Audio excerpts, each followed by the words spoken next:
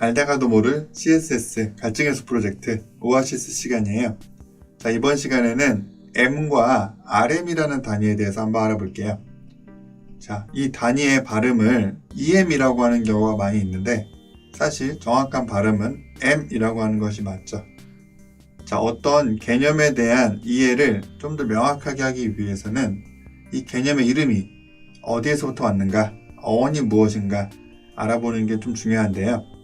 자, 이 M이라는 단위의 어원을 먼저 좀 알아보도록 할게요.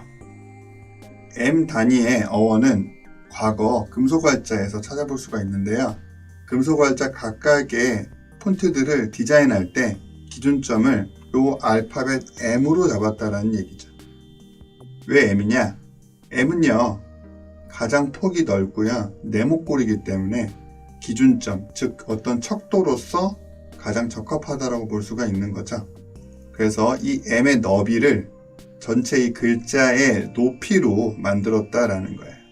그죠? 그래서 이 M은 덕분에 이 정사각형 모양이 만들어질 수가 있는 거고요. 이 정사각형 모양을 이 M이라는 글자 이름을 따서 M 단위로 만들었다. 그리고 그 M 단위가 지금까지 이 CSS를 작성을 할 때에도 쓰이고 있다라고 하는 그런 얘기예요. 자, 그리고 이 M 단위를 공백 만드는 데에도 활용하고 있죠. 이 공백을 그냥 비워놓는 게 아니라 M 단위를 넣어서 표현을 했다라고 하는 것은 이것도 폰트 사이즈가 줄어들고 커졌을 때 같이 이 여백도 줄어들고 커질 수 있다라고 하는 그런 얘기인 거죠. 자, 언제나 어떤 어원을 알아보는 일은 재미가 있죠. 자, 좀 정리를 해보자면 이 M이라는 단위는요, 정사각형 모양으로 표현이 될 수 있다. 요 정사각형 네모를 M 스퀘어라고 하고요. 여기 안에 대문자 M이 들어가게 되는 것이죠. 이 대문자 M 때문에 요 M이라는 단위의 이름이 정해졌다 라는 것이고, 이 대문자 M의 너비가 모든 금속활자의 높이 기준점으로 적용이 되게 됐다라는 얘기예요. 즉, 이 여러 가지의 금속 활자들이 이 M이라는 문자 기준점으로 일괄 적용되어 있기 때문에 같은 디자인의 폰트로서 정리가 될 수 있다 라는 얘기겠죠. 어떤 폰트의 패밀리가 만들어질 수 있다 라고 하는 얘기예요. 자, 그런데 요즘 CSS에서의 이 M 개념은요, 살짝 달라서 이렇게 M이라고 하는 네모 안에 이 영어 글자가 작게 들어간다는 거예요.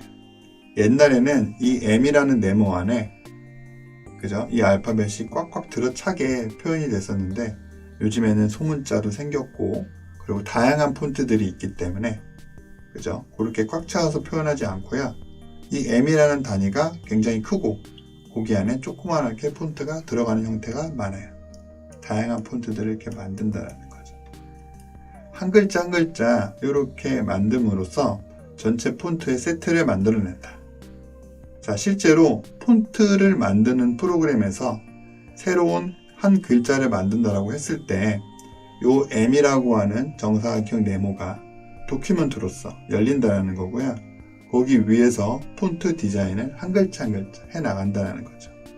그러면 이러한 폰트 한 글자 한 글자들이 같은 틀, 이 M이라는 같은 틀에서 만들어지기 때문에 역시나 일관성 있게 만들어낼 수가 있다 라는 그런 개념인 거예요.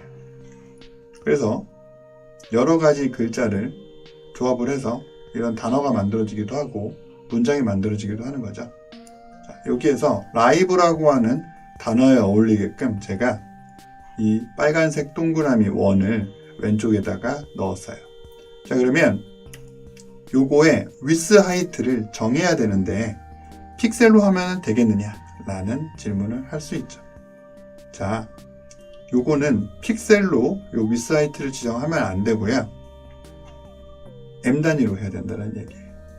자, HTML, CSS는 유즈 보수가 굉장히 중요한 어떤 부분이죠. 그래서 이 라이브라고 하는 폰트 사이즈를 변경을 했을 때 여기 옆에 있는 빨간색 원도 같은 비율로 크기가 줄어들고 늘어나고 할 수 있어야 되는 거죠. 그래서 픽셀 단위로 저 동그라미 원을 만들면은 유지보수에 취약하게 되는 거고요.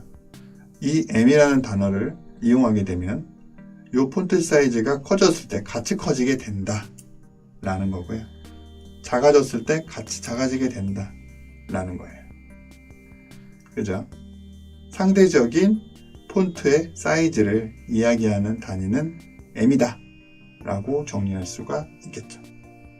자, 이뿐만 아니라 이 m 단위는요, 띄어쓰기 또는 마진 패딩 또는 위스 하이트 이렇게 다양한 다른 속성의 값으로도 얼마든지 쓰일 수가 있고요. 그렇게 된다면 폰트의 크기에 상응하는, 반응하는 유동적인 레이아웃을 쉽게 짤 수가 있다는 얘기죠. 자, 그러면 m이라는 단위를 한번 시각적으로 표현을 해볼게요. 자, m이라는 클래스를 달았고요. 여기에다가 보더를 이용을 해서 한번 표현해보자. 1m이라는 두께를 가진 보더를 만들었어요. 그러면 이런 식으로 나오죠. 자, 이 공간이, 이 너비가 1m에 대한 너비예요. 그리고 지금 높이가 너무 높잖아요. 이 1m만큼 높이도 설정이 되어야 하는 거니까 라인 하이트를 1로 준다. 그러면 위아래 리딩 영역이 날아가기 때문에 온전히 이 폰트 사이즈, 즉 1m의 높이만 생기겠죠.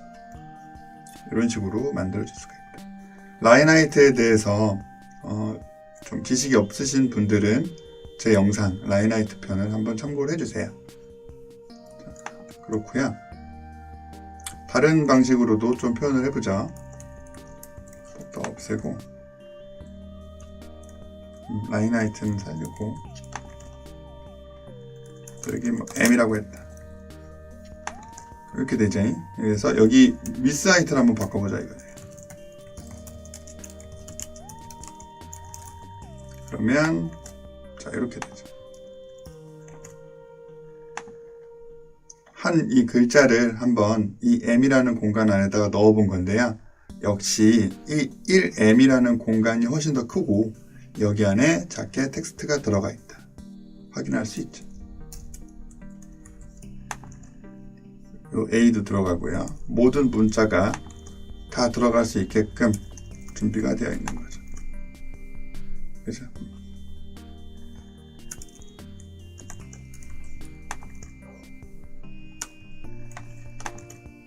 이런 G 같은 경우는 아래쪽 공간이 더 필요하기 때문에 더 밑으로 내려갔다는 걸 알 수가 있어요.